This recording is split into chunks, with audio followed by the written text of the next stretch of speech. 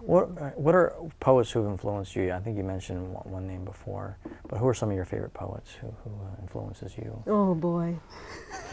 There are so it's always, you know, it's a Kim question people influences ask me. a lot. It's a question people ask a lot, and it's always a hard one to answer because I think at any given time, just whoever you're reading is influencing you, and that as you know, as a writer and an artist, you just keep trying to let yourself be influenced by everybody you can, especially people who you feel are more advanced than you are, because you're trying to learn all the time.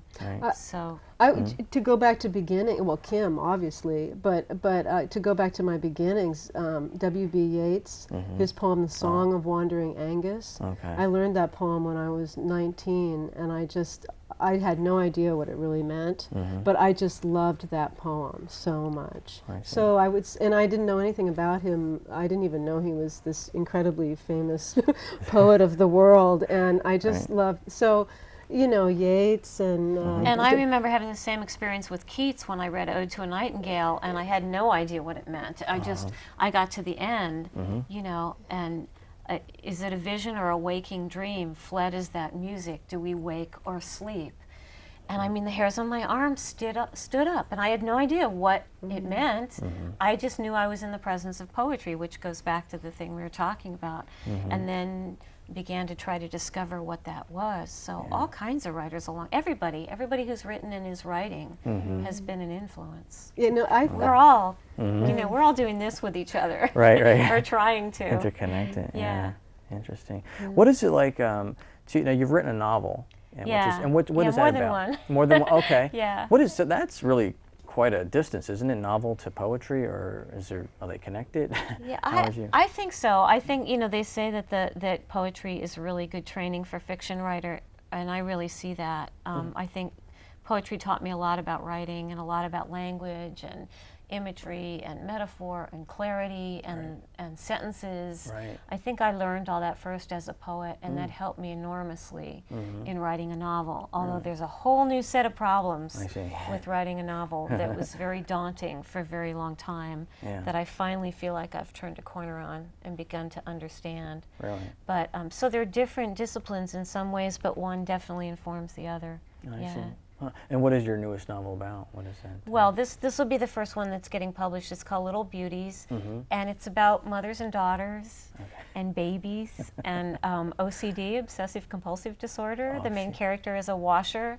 She has to wash all the time, and it's sort of an anxiety disorder, and I got very interested in learning about that, and it's got a little element of magic in it because one of the characters is a baby, and her story begins before she's born.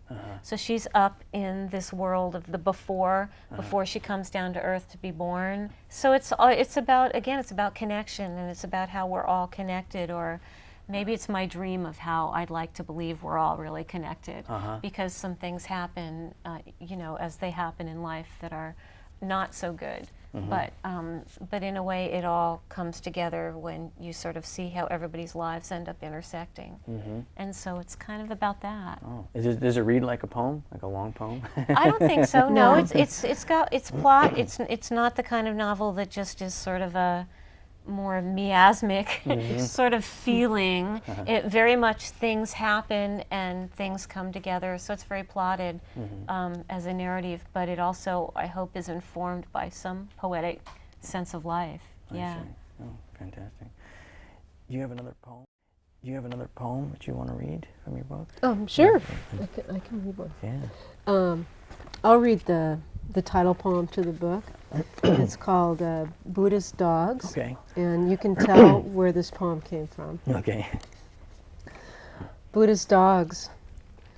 I'm at a day-long meditation retreat, 8 hours of watching my mind with my mind, and I already fell asleep twice and nearly fell out of my chair, and it's not even noon yet. In the morning session, I learned to count my thoughts, 10 in 1 minute, and the longest was to leave and go to San Anselmo and shop, then find an outdoor cafe and order a glass of Sancerre smoked trout with roasted potatoes and baby carrots and a bowl of gazpacho. But I stayed and learned to name my thoughts, So far they are wanting, wanting, wanting, wanting, wanting, wanting, wanting, judgment, sadness. Don't identify with your thoughts, the teacher says. You are not your personality, not your ego identification. Then he bangs the gong for lunch. Whoever, whatever I am, is given instruction in the walking meditation and the eating meditation and walks outside with the other meditators, and we wobble across the lawn like the night of the living dead.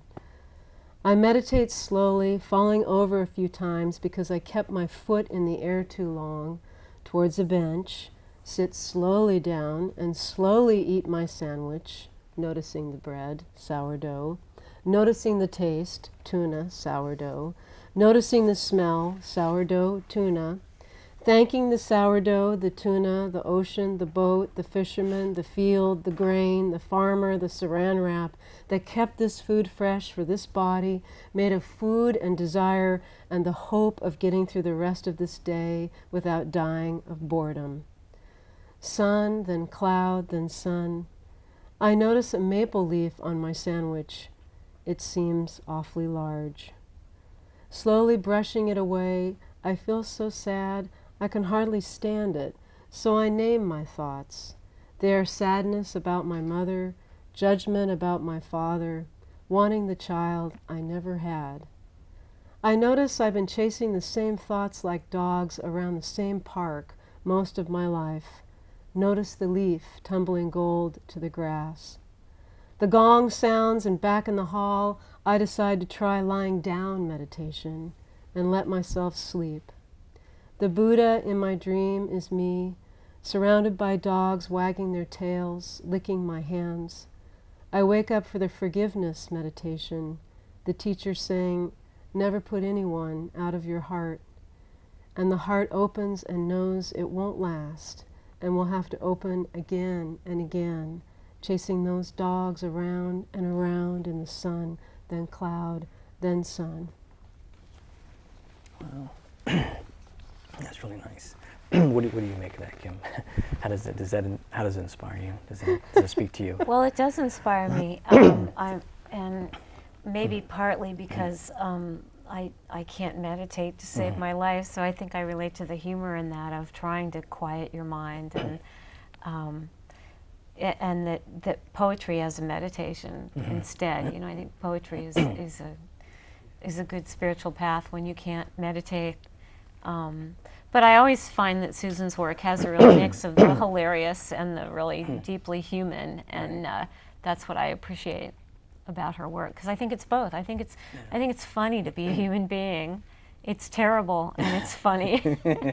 And I think that Susan and I she was my student, and then we were friends and fellow poets, and I think that's one reason we gravitated toward each other, is we both feel sort of both sides of life. You know, it's beautiful and it's terrifying at the same time.